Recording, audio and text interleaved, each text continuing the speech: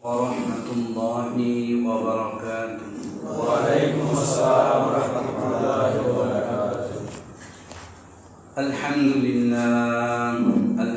لله نحمده ونستعينه ونستغفره ونؤمن به ونتوكل عليه ونعوذ بالله من شرور أنفسنا ومن سيئات أعمالنا.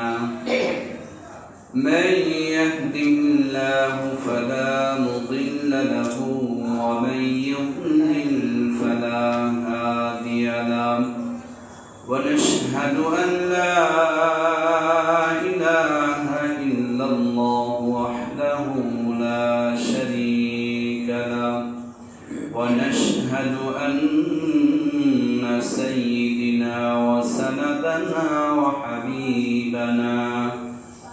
وحبيب ربنا وأولانا ومولانا محمدا عبده ورسوله الذي أرسله الله تعالى بالحق بشيرا ونذيرا وداعيا إلى الله بإذنه وسراجا وقمرا منيرا.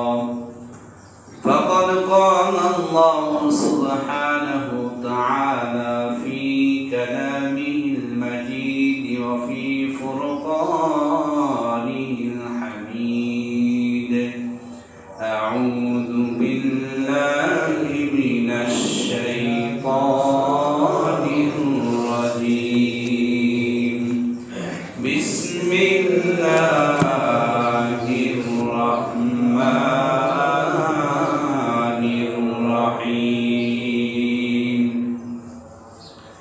فمن كان منكم مريضا أو على سفر فعدة من أيام أخر. وعلى الذين يطيقونه فدية طعام مسكين. فمن تطوع خيرا فهو خير له وأن تصوموا خير لكم إن كنتم تعلمون. وقال تعالى آية أخرى: شهر رمضان الذي أنزل فيه القرآن هدى للناس وبينات من الهدى والفرقان. فمن شهد منكم الشهر فليصم. ومن كان مريضا أو على سفر فعدة من أيام أخر. يريد الله بكم اليسر ولا يريد بكم العسر ولتكملوا العدة ولتكبروا الله على ما هداكم ولعلكم تشكرون. وقال النبي صلى الله عليه وسلم: إذا دخل شهر رمضان فتحت أبواب السماء وغلقت أبواب جهنم وسلسلت الشياطين، أو كما قال عليه الصلاة والسلام. قالوا: سبحانك لا علم لنا إلا ما علمتنا إنك أنت السميع العليم. الحمد لله. সকল প্রশংসা সেই আল্লাহ সুবহানাহু তাআলার জন্য যে আল্লাহ সুবহানাহু তাআলা আমাদেরকে এক সপ্তাহ পর মাহে রমজানের রোজা রাখা অবস্থায় দ্বিতীয় জুমায় যে আল্লাহ রাব্বুল আলামিন আপনাকে আমাকে দুনিয়ার সকল প্রকারের বিধি ব্যস্ততাকে পিছনে রাখিয়া সকল প্রকারের কর্মকাণ্ডকে পিছনে রাখিয়া মুক্ত করিয়া আল্লাহ রাব্বুল আলামিন আমাকে আপনাকে দয়া করে অনুগ্রহ করে ভালোবেসে তেনার মনোনীত স্থান মসজিদুল মুকাররম মসজিদে যে আল্লাহ রাব্বুল আলামিন আসা ও বসা কোরআন ও হাদিসের কিছু কথা বলা ও শোনার সুযোগ দান করলেন। ওই আল্লাহ সুবহানাহু ওয়া তাআলার আলিশান দরবারে সবাই শুকরিয়া জ্ঞাপন করে সকলে বলি আলহামদুলিল্লাহ। আর ওই মহামানবের প্রতি লক্ষ্য করে দরুদ সালাম যিনি সাইয়্যিদুল মুরসালিন খাতামান নবিয়্যিন আহমদ মুস্তাফা মুহাম্মদ মুস্তাফা সকলে বলি সাল্লাল্লাহু আলাইহি ওয়াসাল্লাম।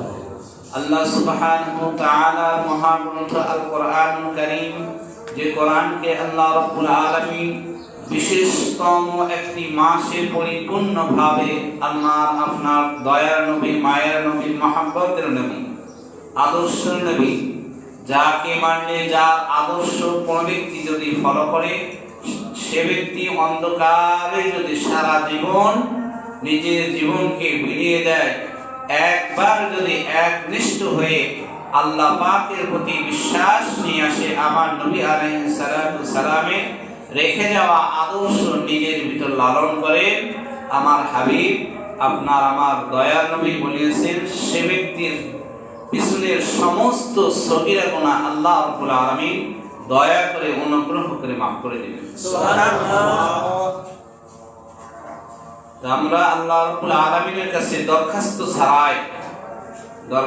ছাড়াই তেনার বান্দা হয়ে হতে পেরে আমার আপনার আখেরি জামানার নবীর উম্মত হতে পারে আল্লাহ পাকের কাছে শুকরিয়া আদায় করি আলহামদুলিল্লাহ। মহাগ্রন্থ আল কোরআনুল কারীম সূরা বাকারা 184 থেকে 85 নং আয়াতে কারিমা আমি আপনাদের সম্মুখে তেলাওয়াত করেছি। রাসূল সাল্লাল্লাহু আলাইহি সাল্লামের অসংখ্য অগণিত হাদিসের মধ্যে হইতে বুখারী শরীফে বিশুদ্ধতম হাদিস গ্রন্থ উল্লেখযোগ্য সেই হাদিস থেকে একটি হাদিস আপনাদের সম্মুখে পাঠ করেছি। আল্লাহ পাক যদি আমাকে তৌফিক দান করে উক্ত আয়াত ও হাদিসকে সামনে রেখে আমি আমার আলোচনা শেষ করব ইনশাআল্লাহ। দেখেন, মাহে রমাদান আমার আপনার কাছ থেকে প্রথম রজনীর শেষের প্রান্তে চলে আসছে। আজকে 9 রমাদান, 10 তারাবি, দ্বিতীয় জুমা আমরা অধিবেশন করতেছি। এই যে রমাদান চলে যাচ্ছে, আমার আপনার মতন অসংখ্য লোক রমাদানের হক, রমাদানের মায়া, রমাদানের গুরুত্ব আমরা বুঝেও না বুঝার ভান করে বিভিন্নভাবে চলাফেরা করি।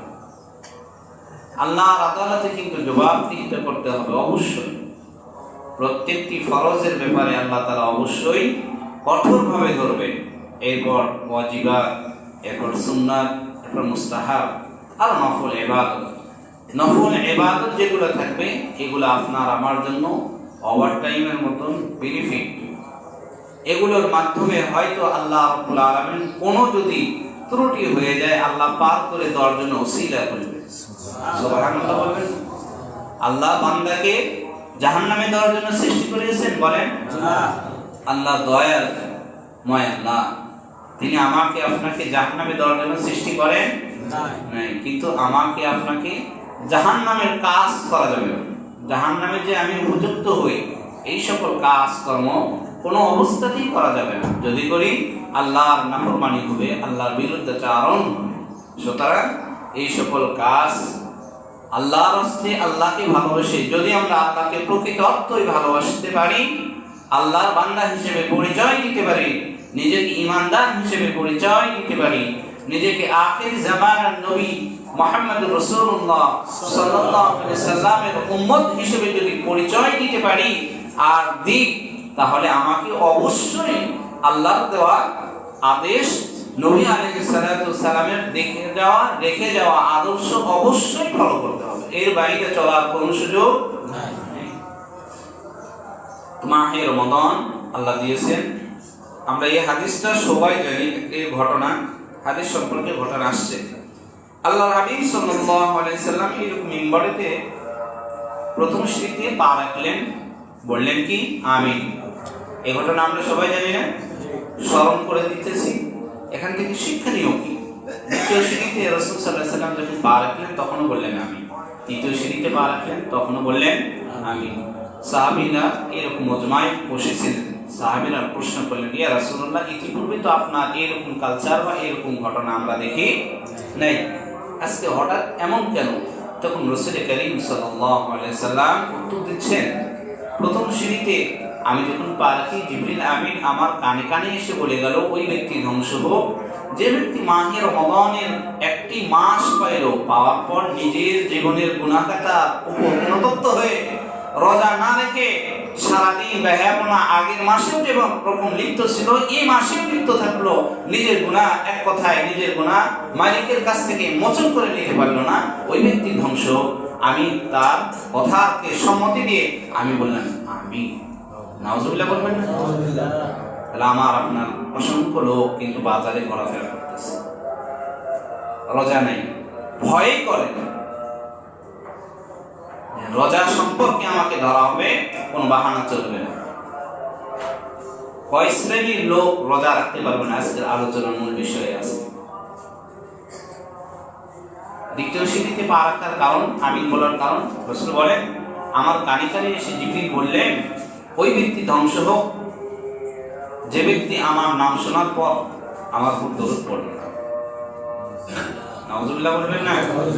রাসূলের আলোচনা হচ্ছে, রাসূলের কথা হচ্ছে, হাদিস পড়া হচ্ছে সাল্লাল্লাহু আলাইহি ওয়াসাল্লাম। এতটুকু আমরা বলতে পারবো না? যখন রাসূলের কথা আসবে, আলোচনা আসবে, জীবন বিভ্রান্ত আসবে, তখন একজন ঈমানদারের উপর করণীয় ওয়াজিবাতুল সুন্নাতুল ওয়াজিবাতুল, যে সুন্নাতুল ওয়াজিবাত, যেটা ওয়াজিবের সমন্বয় সাল্লাল্লাহু আলাইহি ওয়াসাল্লাম, এই এতটুকু শব্দটা বলা আমার আপনার উপর ওয়াজিব। বাকি দরুদ শরীফ যদি আমরা পড়তে পারি ভালো, যদি তাও না পারি, নাম শোনার সাথে সাথে রাসূলের কথা হচ্ছে সাল্লাল্লাহু আলাইহি ওয়াসাল্লাম। মাঝখানে প্রসঙ্গ এসে গেল, আমাদের কওমি মাদ্রাসা অঙ্গনে যখন মিশকাত ও দাওরায়ে হাদিস পড়ানো হয়, নিষ্কাশও পড়ানো হয়, বলার আমল থাকে, কিন্তু যখন আপনার বিশেষতম স্পেশালি ভাবে দাওরার বছর দেখা যায়, যে বছর মাস্টার্সদের অনুমোদন দেওয়া হয়েছে, মান দেওয়া হয়েছে, সে বছর উস্তাদ সবক প্রদান করতেছেন, হাদিস পড়তেছেন, এদিক থেকে সবাই সাল্লাল্লাহু আলাইহি ওয়াসাল্লাম যখন আসতেছে, বারবার হাজার হাজার হাজার হাজার হাজার হাজার হাদিস পড়ানো হচ্ছে সাল্লাল্লাহু আলাইহি ওয়াসাল্লাম। উস্তাদও বলতেছেন, আমাদেরকেও শিক্ষা দিচ্ছেন, কেন? আমরা যেন এই সাল্লাল্লাহু আলাইহি ওয়াসাল্লাম আজীবন লালন করতে পারি। কারণ ওই যে রাসূল বলেছেন, আমার নাম শুনলো, নাম শোনার পর আমার উপর দরুদ পড়লো না, সে ব্যক্তি ধ্বংস। আমি বললাম আমি। তৃতীয় নাম্বার, সিঁড়িতে পা দেওয়ার পর আমিন বলার কারণ, আল্লাহর হাবিব সাল্লাল্লাহু আলাইহি সাল্লাম বলেন, জিবরিল আমিন আমার কানে কানে এসে বলে গেল যে ওই ব্যক্তি ধ্বংস হোক যে ব্যক্তি তার দুনিয়াতে মা বাবাকে সন্তুষ্টি করে, তাদের সেবা যত্ন করে, তার মা বাবা যদি কোনো মা বাবা তার সন্তানের প্রতি সন্তুষ্ট থাকে তাহলে সে লাভবান।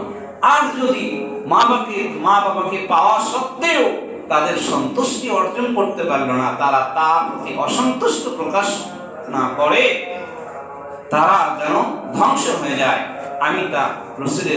আমি জিবরিলের কথার সঙ্গে একমত হয়ে বললাম আমি।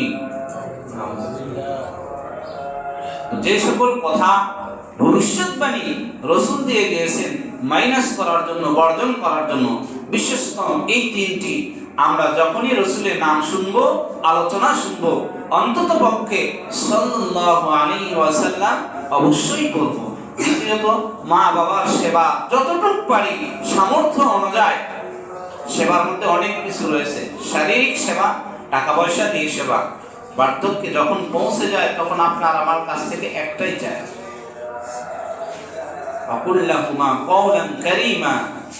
তাদের কাছে সুন্দর যত মানুষ মনে করেন একজন সুন্দর হতে পারে, সুন্দরের মধ্যে বেশ সুন্দর আছে, কিন্তু শিষ্টাচারের ভিতর, আদবের ভিতর, চরিত্রের ভিতর সবচাইতে যেটা সৌন্দর্য হতে পারে, আপনি আপনার মায়ের সাথে দেখাতে পারেন। কার সাথে?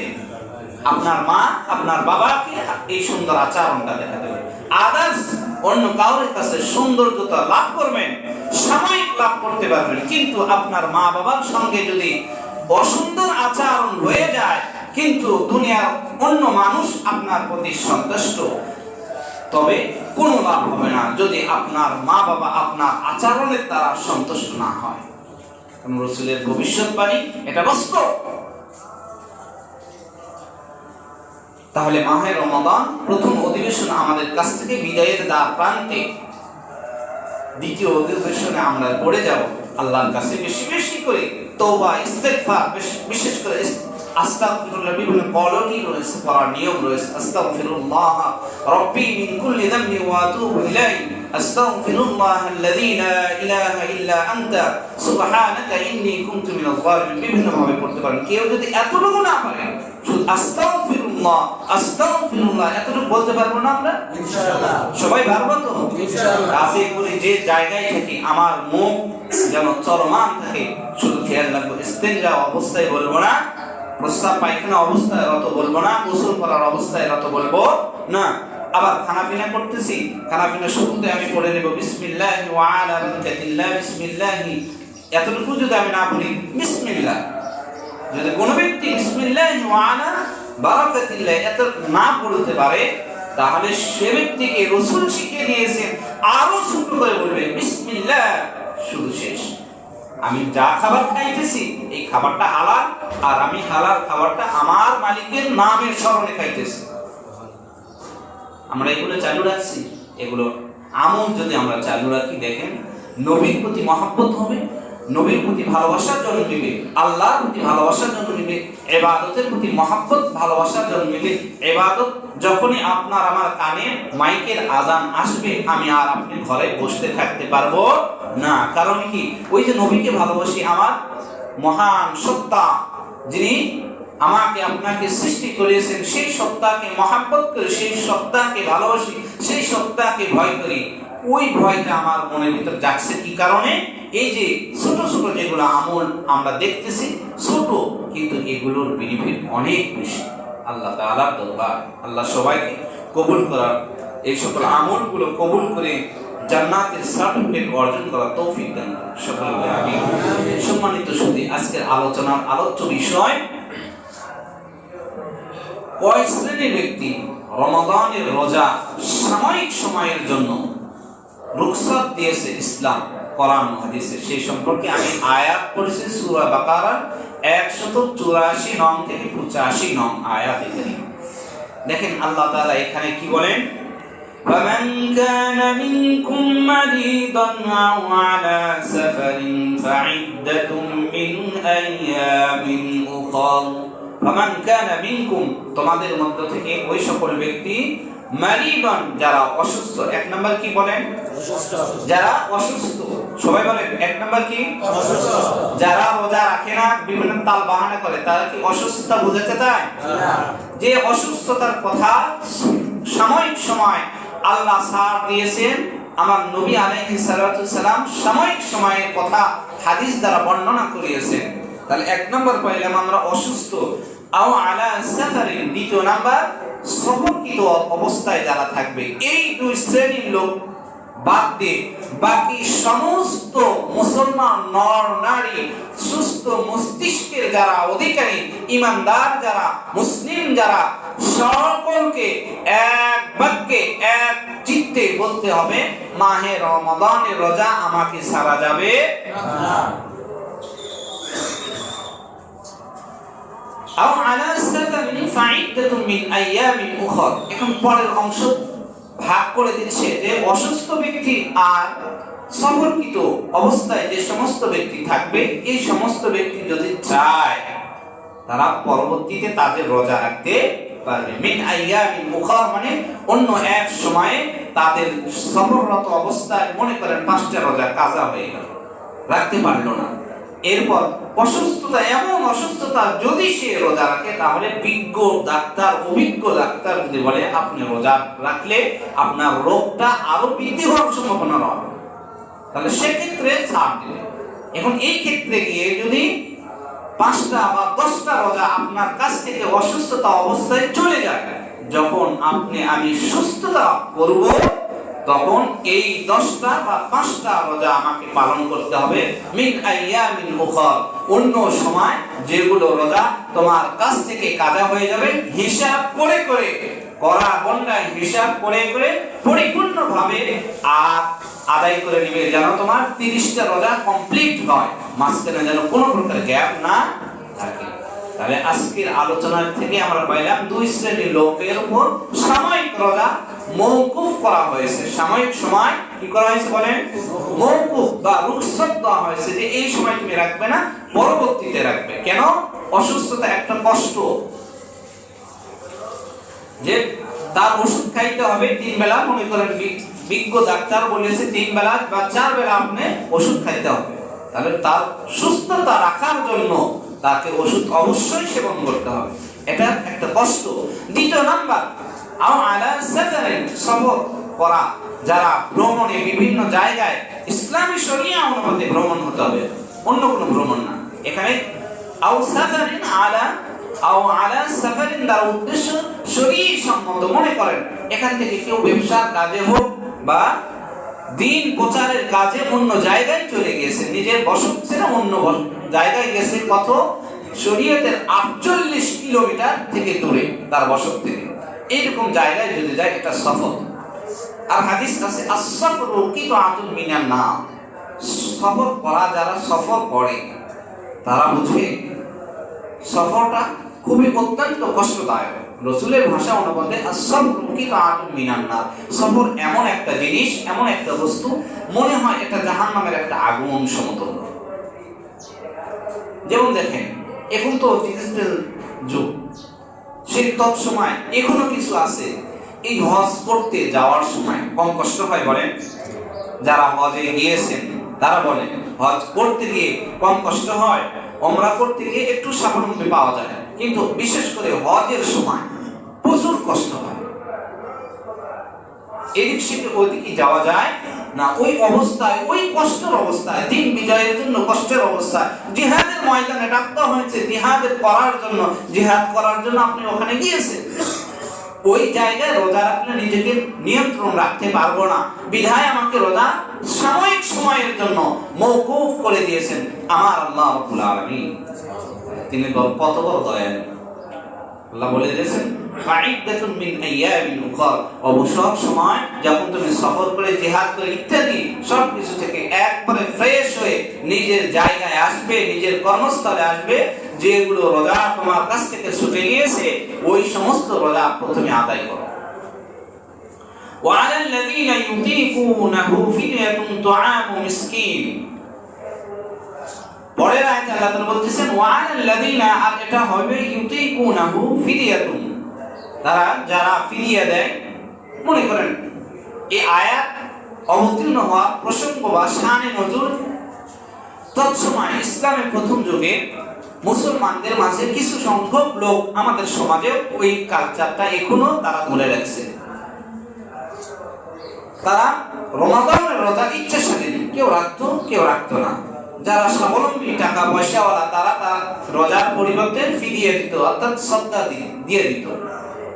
কিন্তু আল্লাহ তাআলা 184 নং আয়াত, এটা ইসলামের পরে প্রথম ধাপে, আর 85 নং আয়াত যখন অবতীর্ণ আল্লাহ তাআলা করলে, তখন এই হুকুমটা আল্লাহ রাব্বুল আলামিন রহিত করে দিয়েছেন। মানে বা এটা আর চলবে না, ফিদিয়া দিলে চলবে না, বরং সাধ্য অনুপাতে তোমাকে রোজা রাখতে হবে। ফিদিয়া দিয়ে তুমি পার পাবে?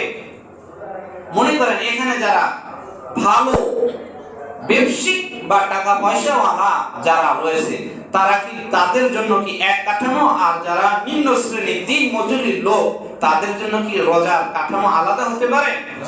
কখনোই নয়। কিন্তু ইসলামের প্রথম ধাপে যাদের টাকা ছিল তারা রোজা রাখতো না, ফিদিয়া দিয়ে দিত, সদকা দিয়ে দিত। আল্লাহ তাআলা এই হুকুমটা দেখলেন যে না, এই হুকুম যদি বিরাজমান থাকে তাহলে সামনে এমন অবস্থা হবে যেটা ভয়াবহ অবস্থা। এই জন্য আল্লাহ রাব্বুল আলামিন ওই আগের হুকুমটাকে বাদ দিয়ে পরে আবার রাসূল করিম সাল্লাল্লাহু আলাইহি সাল্লামের নিকট 185 নং সূরা বাকারার আয়াতে কারিমা অবতীর্ণ করলেন যে যারা ফিদিয়া দেয় তাদের মিসকিনকে, একজন মিসকিনকে খাওয়াইবে। ফামান তাতাওয়া খায়রান ফাহুয়া খায়রুল লাহ, যদি তারা কেউ কিছু করতে চায় এটা তাদের জন্য হবে ভালো। ভালো কোনো কাজ যদি করে ফাহুয়া খায়রুল লাহ, তাহলে ভালো কাজ যদি কোনো ব্যক্তি করে এটা তার আমলনামায় ভালো হিসেবেই গণ্য হবে। মনে করেন এই মাহে রমাদানে বলেন, মাহে রমাদানের বাহিরে বলেন, আপনি সর্ব অবস্থায় ভালো কাজ করার চেষ্টা করেন, তাহলে ভালো কাজের প্রতিদান অবশ্যই ভালো পাবো, এটাই আশা রাখা যায়। ফাহুয়া খায়রুল লাহ, আল্লাহ তাআলা আপনাকে আমাকে ভালো প্রতিদানই দিবেন।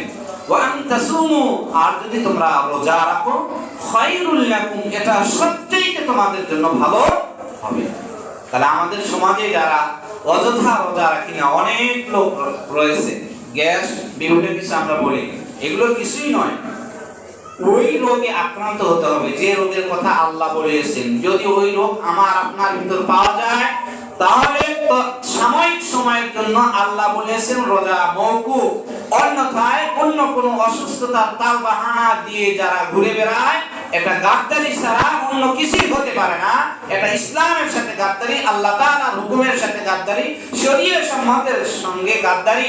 যারা ঈমান নিয়ে চলাফেরা করে, যারা ঈমান নিয়ে বসবাস করে, এদেরকে ইহানাত করা, এদের সঙ্গে ধিক্কারমূলক আচরণ করা বা তাদের সঙ্গে ঠাট্টামূলক আচরণ করে আমার আপনার সমাজে। দেখেন অনেক দোকানে এই মাহে রমাদানে পর্দার ব্যবস্থা করে দিয়েছে, খাওয়াইতেছে, সেও কিন্তু মুসলমান, সেও কিন্তু কি মুসলমান। আজকে জুমার নামাজে সেও আসছে, যে রোজা রাখে না সেও আসছে, যে রোজা রেখে চাষ করে পর্দা দিয়ে লোকজনদেরকে খাওয়ানোর ব্যবস্থা করেছে, আজকে সেও আসছে জুমার নামাজে, সেও মুসলমান। আমি মুসলমান হলে তো হবে না, মুসলমানিত্ব ধরে রাখা বড় মুশকিল। মুসলমান অসংখ্য মুসলমানিত্ব ঈমানত্বকে টিকে রাখতে হবে, ধরে রাখতে হবে। যদি আমরা ঈমানত্বকে টিকে রাখতে পারি তাহলেই আল্লাহ তাআলার বিধান মানা সম্ভব, সহজ হয়ে যাবে, অন্যথায় কঠিন হয়ে দাঁড়াবে। ইন কুনতুম তা'লামুন, যদি তোমরা তা উপলব্ধি করতে পারো, জানতে পারো যে রোজা রাখলে তোমাদের জন্য কল্যাণ হবে, ভালো হবে, তাহলে তোমরা রোজায় রাখবে। এরপরে পরের আয়াতে আল্লাহ তাআলা বলেন 185 নং আয়াতে, শাহরু রমাদান আল্লাযী উনজিলা ফীহিল কুরআন হুদাল লিন-নাস ওয়া বাইয়িনাতুম মিনাল হুদা ওয়াল ফুরকান, যে মাহে রমাদানের এই রমাদান মাসে আল্লাহ রাব্বুল আলামিন মহাগ্রন্থ আল কোরআনুল কারীমকে আল্লাহ তাআলা আমার আপনার দয়ার নবী জনাবে মুহাম্মদুর রাসূলুল্লাহ সাল্লাল্লাহু আলাইহি ওয়াসাল্লামের উপর অবতীর্ণ করিয়েছেন। কেন? হুদাল লিন-নাস ওয়া বাইয়িনাতুম মিনাল হুদা, কাদের হেদায়েতের জন্য? মানুষের হেদায়েতের জন্য। কাদের হেদায়েতের জন্য? সবাই বলেন মানুষের হেদায়েতের জন্য। যে সকল মানুষ ইসলামের দিকে আসবে, ইসলামকে মানতে চাইবে, ইসলামকে বুঝতে শিখবে, ইসলাম থেকে কিছু জানতে চাইবে, এই সকল মানুষের জন্য আল্লাহ তাআলা এমন একটি কিতাব দান করিয়েছেন, যালিকাল কিতাব লা রাইবা ফি হুদাল লিন-নাস। এই কিতাব এমন একটি কিতাব যার মধ্যে বিন্দু মাত্র কোনো প্রকারের সন্দেহ ওয়াবাইনাতিন মিনাল হুদা, স্পষ্ট হেদায়েত রয়েছে, সুস্পষ্ট, শুধু অস্পষ্ট নয়, স্পষ্ট। মনে করেন এখানে আর যদি আমি 4টা বা 5টা লাইট দিই, এখানে কোথায় কি ময়লা আছে আমরা পাবো না? পাবো।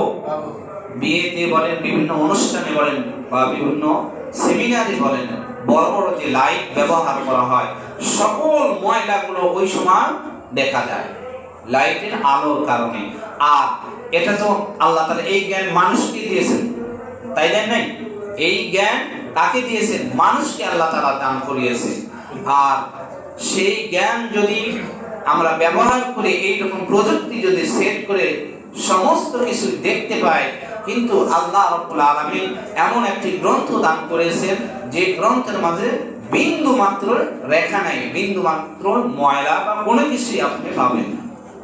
স্পষ্ট হুদাল লিন্নাস ওয়া বাইয়িনাতিন মিনাল হুদা, একবারে অন্ধকার থেকে সঠিক পথে নিয়ে এসে আপনাকে রেখে দিবে যে এইভাবে চলতে হবে বাকি জীবন। ওয়াল ফুরকান, কোরআনের নাম এটা, যে কোরআনের আরেকটি নাম কি, অনেকগুলো নাম রয়েছে, তার মধ্যে একটি নাম ফুরকান, মানে পার্থক্যকারী। কোরআন যারা কোরআন মানে, যারা কোরআন মানে না, তারা দুইজন, এই দুই শ্রেণীর লোক সমান হতে পারে না।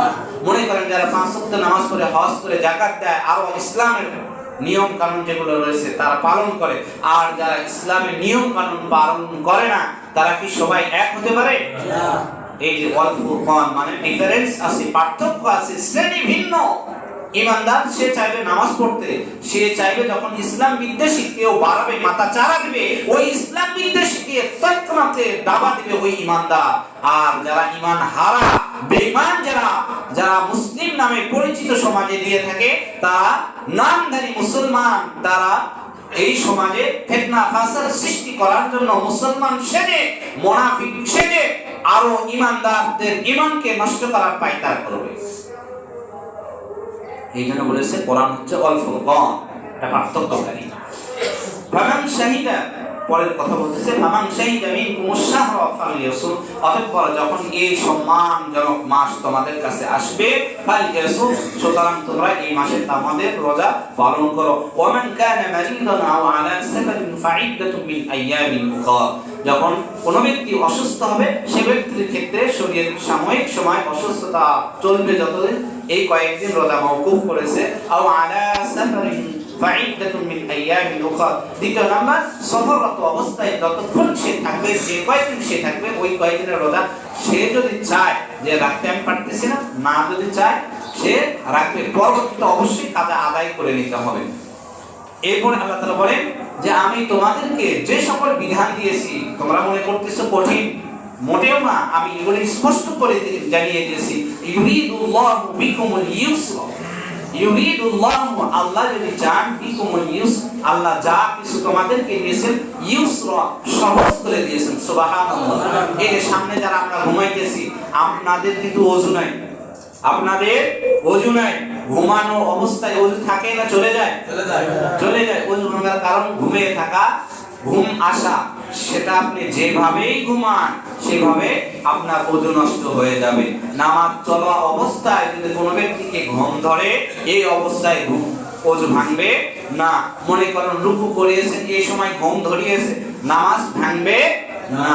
নামাজরত অবস্থায়, এক কথায় নামাজরত অবস্থায় যদি ঝিমানির ভাব আসে, ঘুমের ভাব আসে, এই সময় আপনার ওযু ভাঙবে না। আদার্স যত সাইড রয়েছে সকল সাইডে আপনার ঘুম ভেঙে যাবে। ওযু ছাড়া কেউ নামাজ পড়েন না, গুনাহগার হবে।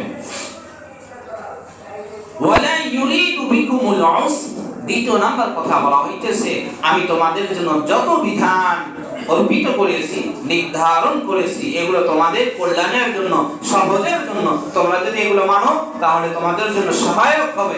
আমি জবরদস্তি করে আমি আমার পক্ষ থেকে তোমাদের উপর জুলুম করে দিয়েছি এমন নয়। ওয়ালা ইউরিদু বিকুমুল উসর, আমি তোমাদের উপর জুলুম করে, কঠিন করে কোনো কঠিন বিষয় তোমাদের উপর নির্ধারণ করে দিই নাই। মাহে রমাদানের এই যে আজ পর্যন্ত নিতান্তই, মনে করেন আজকে 9টা রোজা চলতেছে, এই 9টা রোজার মাঝে কোনো কি ক্লান্ত আসছে আমাদের মাঝে? না। বলেন আসছে? না। আল্লাহ পাক এমন একটা বিশেষ রহমত আল্লাহকে সেটেল করে দিয়েছে, মানুষের রোজা মানুষের শরীরের সাথে যেন সেগুলো সেটেল হয়ে যায়, মানুষ যেন রোজা থেকে তৃপ্তি পায়, এই ব্যবস্থা করে দেন কে? আল্লাহ। আমাদের দায়িত্ব, আমাদের কাজ, মালিকের হুকুম যখন যে অবস্থায় পাবো সেগুলো মাথা পেতে গ্রহণ করে নেওয়া, কোনো কিলোকাল করা ছাড়া, প্রশ্ন ছাড়া। এটা হচ্ছে মুসলমানের কাজ। ওয়ালিতুকমিনুল ইদ্দাতা ওয়ালিতুকাব্বিরুল্লাহা আলা মা হাদাকুম ওয়ালাআল্লাকুম তাশকুরুন। আল্লাহ তাআলা বলে ওয়ালিতুকমিনুল ইদ্দাতা, যখন এটা এখানে আসছে ঈদের কথা, যখন ঈদের সময় আসবে তখন তোমরা তাকবীর করবে, আল্লাহ বরাত্মতা প্রকাশ করবে। এক মাস রোজা রাখার পর আল্লাহ তাআলা উপহার দিয়েছেন কি? ঈদুল ফিতর। ঈদুল ফিতরের সময় যখন আসবে তখন রাসূল সাল্লাল্লাহু আলাইহি সাল্লামের হাদিস অনুপাতে একটা দোয়া রয়েছে, তাকবীর রয়েছে, সেই তাকবীর বলার কথা রয়েছে, সেটা আল্লাহ তাআলা বলছেন ওয়ালিতুকমিনুল ইদ্দাতা, ঈদের সময় তাকবীর বলবে। ওই ঈদের তাকবীর যে পড়তে হবে এমন নয়। ওয়ালিতুকাব্বিরুল্লাহ আলা মা হাদাকুম, আল্লাহ তাআলা বরাত্মতা প্রকাশ করে আল্লাহ আমাকে মাহে রমাদানে একটি রোজা রাখার পর আজকে ঈদুল ফিতরের নামাজ আদায় করার শক্তি দান করিয়েছে। এটা আল্লাহ তাআলার বিশেষ বড় কৃপা, আল্লাহ পাকের বড় একটা বান্দার প্রতি দয়া ও ইহসান। আল্লাহ যদি দয়া না করতো মানুষ পাইতো? নিজের বাহুবলের শেষ পর্যন্ত রমাদান পর্যন্ত বসতে পারবো আমরা? আমরা যারা ক্ষমতাশালী রয়েছে আমরা কি কেউ বলতে পারবো মাহে রমজানের শেষ প্রান্তে আমি যাইতে পারবো? আগামীকাল বা এখন থেকে এই জায়গা থেকে আমি নিঃশ্বাস ছাড়তে পারবো কিনা এই গ্যারান্টি কেউ দিতে পারবে? কেউ পারবে না। যেহেতু সুতরাং আল্লাহ তাআলার বরাত্তই প্রকাশ করতে হবে। কার বরাত্ত? আল্লাহ সেটাই বলছেন ওয়ালিতুকাব্বিরুল্লাহ আলা মা হাদাকুম, আমি তোমাকে সঠিক পথে রাখছি। এই যে মাহে রমাদানের একটি মাস রোজা রাখার শক্তি দান করেছি, এটা আমার প্রতি কৃতজ্ঞতা প্রকাশ করো। দয়া, আমার ভালোবাসা, আমার রহমত তোমার প্রতি বারবার থাকবে, বারবার থাকবে। তুমি আমার কৃতজ্ঞতা প্রকাশ করো। লাইন শাকারতুম লাযীদান্নাকুম ওয়া লাইন কাফারতুম ইন্না আযাবি লাশাদীদ। যদি কোনো বান্দা আল্লাহ তাআলার নিয়ামত পাওয়ার পর সেটাকে শুকরিয়া দান কৃতজ্ঞতা যদি আল্লাহর দরবারে প্রকাশ করে, আল্লাহ তাআলা বলেন লাযীদান্নাকুম, আমি অবশ্যই আমার বান্দার গুণকীর্তনের পরটি দেখে তার মনের চাহিদা কি সেই চাহিদা আল্লাহ রাব্বুল আলামিনের জিম্মায় পূর্ণ করে দেন। সুবহানাল্লাহ। তাই আমরা চেষ্টা করব আল্লাহ পাকের সর্ব অবস্থায় কৃতজ্ঞতা প্রকাশ করার। কারণ আল্লাহ বলেছেন ওয়ালাআল্লাকুম তাশকুরুন, যে তোমরা মাহে রমাদান পাইলে, মাহে রমাদানের রোজা রাখতে পারলে, তারাবিহ পড়তে পারলে, সুস্থ ছিলে রোজা রাখতে পারলে, শান্তি মতো আত্মীয় স্বজন পরিবার পরিজন যারা রয়েছে সবাইকে নিয়ে ঈদুল ফিতরের নামাজ উদযাপন করার পর আবার সারাটি জীবন কিভাবে চলবে এই মাহে রমজান থেকে শিক্ষা নাও। লাআল্লাকুম তাশকুরুন, তোমরা মাহে রমজানে যেরকম তোমরা রোজাকে সম্মান করিয়েছো, রোজাদারকে সম্মান করিয়েছো, বিড়ি সিগারেট খাও নাই, নেশা করো নাই, অন্যকে ঠকাও নাই, নিজে ভিতরে ব্যবসা বাণিজ্যের ক্ষেত্রে পণ্যের দাম বাড়িয়ে দেওয়া নাই, পণ্যের দাম বাড়িয়ে দেওয়া নাই, নিজে ইমানের উপর টিকে ছিলে, এই সমস্ত ব্যক্তিদেরকে আল্লাহ রাব্বুল আলামিন পরবর্তীতে সময়ও তেনার পক্ষ থেকে যেগুলো ফয়সালা আসবে, যেগুলো রহমত আসবে অবশ্যই তারা পাবে। আর যারা মাহে রমাদানে পুণ্যের দাম বৃদ্ধি করে দিয়েছে তাদের অবস্থার হিসাব, তাদের হিসাব আল্লাহর দরবারে হবে। কার দরবারে? মাহে রমজানকে ওসিলা করে যারা পণ্যের দাম বৃদ্ধি করে বা বিভিন্ন জায়গার দাম বৃদ্ধি করে নেয়, সর্ব অবস্থায়, সর্বোপরি, সর্বভাবে বলা যেতে পারে, সর্ব অবস্থায়, সর্ব জায়গায়, সমস্ত অবস্থায় যখন যে বাজারের যেগুলো দ্রব্যর মূল্য যা সরকার কর্তৃক থেকে আসবে এটাই থাকবে, এর বাইরে অতিরিক্ত যদি বাজারের চাইতে, বাজারে যেটা চলমান, এর চলমান বাজারের চাইতে যারা চড়ানো দামে বিক্রয় করবে এটা হবে গবনে ফাহেশ, এটা শরীয়ত বলছে হারাম। এই জন্য আমাদেরকে আল্লাহ তাআলার গুণকীর্তন সর্ব অবস্থায় করতে হবে। ওয়ালাআল্লাকুম তাশকুরুন, যে শুকরিয়া আদায় করব কার? আল্লাহ পাকের মাহে রমাদানের একটি রোজা রাখার সুযোগ দান করলেন। এই যে আমরা আসলাম 9টি রোজা পর্যন্ত আল্লাহ তাআলার কাছে কৃতজ্ঞতা প্রকাশ করতে হবে। আল্লাহ তুমি আমাকে মাহে রমাদানের প্রথম অধিবেশনে নিয়ে আসছো, এখন দ্বিতীয় অধিবেশন, তৃতীয় অধিবেশনের সৌভাগ্য যেগুলো রজনী রয়েছে সেইগুলো সৌভাগ্য রজনীতে যেন আমি তোমার হয়ে, তোমার ডাকে তোমাকে যেন দেখতে পাই, তোমার ইবাদত যেন করতে পারি, আজীবন যেন তোমাকে ছাড়া অন্য কারোর কাছে আমার মাথা যেন নত না হয়। পারবো ইনশাআল্লাহ আমরা? শুধু এখানেই বললে হবে না, মসজিদ থেকে বাইরে যাওয়ার সঙ্গে সঙ্গে মসজিদে আসি আমরা হক কথা শোনার জন্য, কোরআন হাদিসের কথা শোনার জন্য। মসজিদ থেকে যেগুলো কথা নিব এইগুলো কথা যদি একটি একটি করে কথা আমরা নিজের ভিতরে গেঁথে নিই, নিজের ভিতরে নিজের জীবনকে পরিচালনা করার জন্য নিয়ে নিই, আমার আপনার চিন্তাধারা কখনোই হবে না মানুষকে ঠকানো, মানুষকে কষ্টদায়ক এমন কোন কাজ করা আমার পক্ষে, কোন মুসলমানের পক্ষে সম্ভব হবে না। আল্লাহ রাব্বুল আলামিন সবাইকে কোরআন ও হাদিসের সহিহ বুঝগুলো দান করুক। সকলে বলি আমিন। আমিন। সম্মানিত মুসল্লি, আর একটি কথা, যে রোজা ভঙ্গের সবটা জিনিসের ভাঙ্গার কারণ বিশেষত রয়েছে, রোজা ভঙ্গের কিছু কারণ রয়েছে, তার মধ্যে আমি কয়েকটি কারণ মোটামুটি